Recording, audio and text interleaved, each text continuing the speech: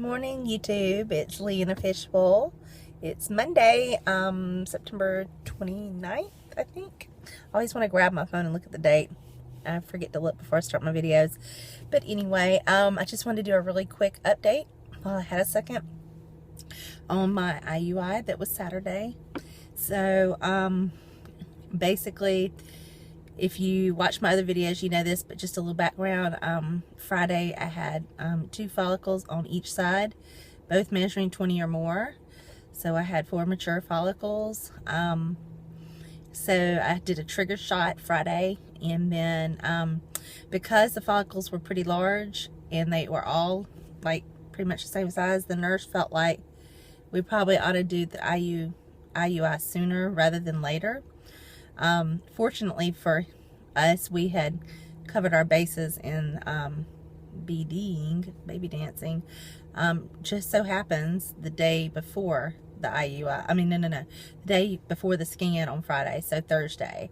So Thursday we baby danced. Friday I had the scan and triggered, and then Saturday evening she wanted to give 24 hours at least before the trigger shot. To do that after the trigger shot to do the IUI. So we did that on Saturday at the clinic I go to. It's a satellite clinic because the main clinic is actually in another city nearby, and so they don't do a sperm count. They don't have an official lab that they do all of that in. They wash it and they spin it. She showed us, it was really cool though. We got to see in the microscope the sample, and it was so, I've never seen that before. It was so cool to see all the little swimmers all over they were like just everywhere going crazy. So she said that his sample was perfectly fine. There was nothing lacking. So we didn't get a number, but it was a good sample.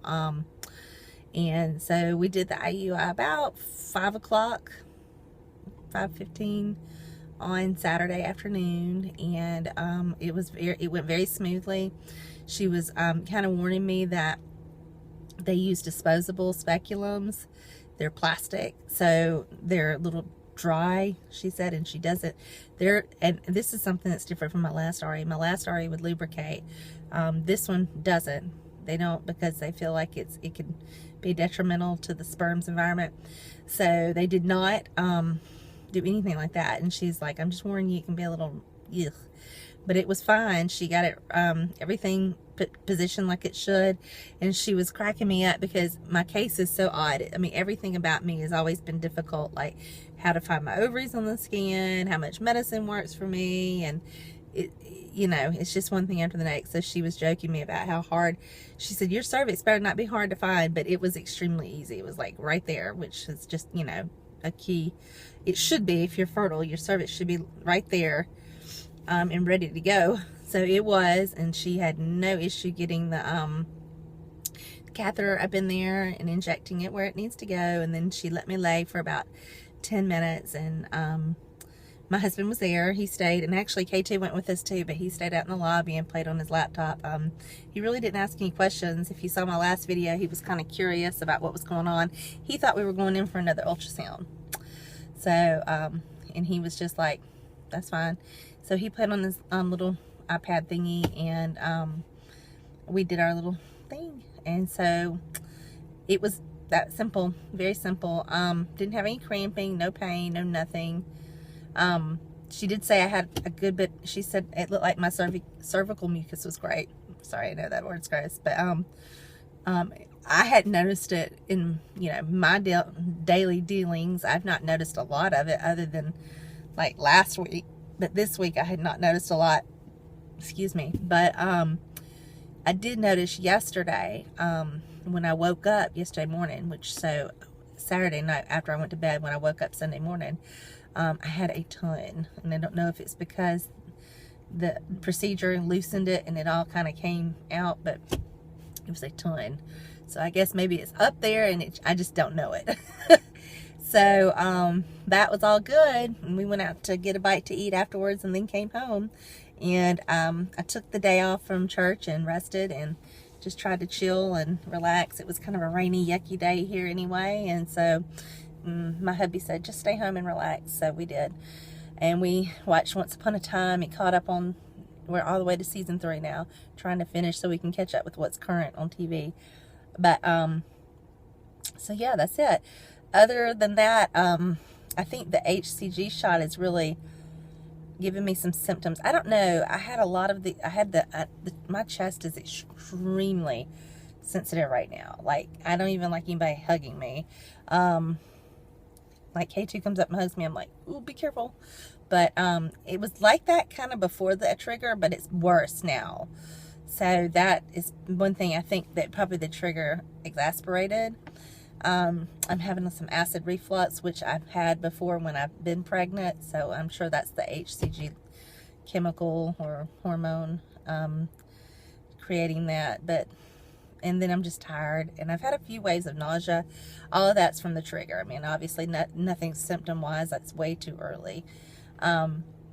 We did cover our bases again yesterday, so I think we're pretty good on covering our bases. I'm going to kind of, I think the most you can trigger, and I think they say that at the most it's 48 hours afterwards, so I'm going to count yesterday as ovulation, even though it could have been before then. So that would put me today at 1 DPO, and that's just kind of a guesstimate because you just never know when you ovulate on a trigger shot. But they say typically between 36 and 48 hours. So I'm going to just go with, at most, it would have been 48 hours, which would have been, 48 hours after the Friday afternoon shot. So it would have been yesterday afternoon. So today is 1 DPO. I will start progesterone. I'll be doing the Crenone suppositories or the gel. I will start that in 3 days. And then she said that if things work out and I were to get a positive pregnancy test, I'll start Lovenox shots for my MTHFR. So that's it. I think that covers it.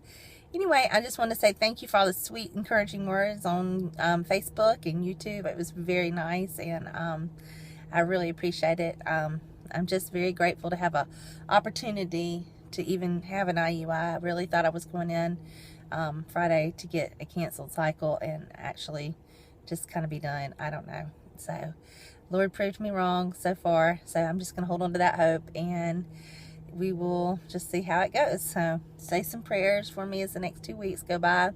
I don't know if I'll test early because I had the trigger shot. It would be so hit or miss. I don't know. I used to test my triggers out, but I don't know. I may have to order some cheapies. What cheapies do y'all use to test out your triggers if you've been doing that? It's been so long since I've done that because I haven't had a trigger shot in over 2 years.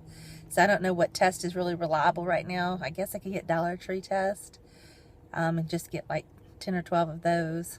Probably be just the same price as ordering something off Amazon. But anyway, if you have an idea or suggestions on that, just leave a comment below. That's it for now. So thanks for watching, and I will update as soon as I know something. It looks like it's just going to be a 2-week wait now. That's the worst part, but I don't know. We'll see. Thanks for watching, and we'll talk soon. Y'all have a great week. Bye.